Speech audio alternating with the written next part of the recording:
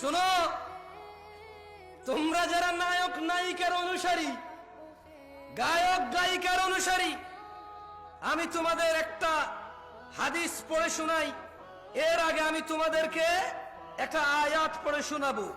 আল্লাহ বলছেন, মাইয়ুতির রাসূল, যে রাসূলের অনুসরণ করে, রাসূল যেভাবে ভালোবাসে সাল্লাল্লাহু আলাইহি ওয়াসাল্লাম, রাসূল যেভাবে ঘৃণা করে সাল্লাল্লাহু আলাইহি ওয়াসাল্লাম, তিনি সাল্লাল্লাহু আলাইহি ওয়াসাল্লামের যে অনুসরণ করে, ফাকাদ আতা আল্লাহ, যে আমার রাসূলের মতো খায়, যে আমার রাসূলের মতো পড়ে, যে আমার রাসূলের মতো ভালোবাসে, যে আমার রাসূলের মতো ঘৃণা করে সাল্লাল্লাহু আলাইহি ওয়াসাল্লাম, ফাকাদ আতা আল্লাহ। আল্লাহ নিজে বলছে যে সে আল্লাহর ইবাদত করে।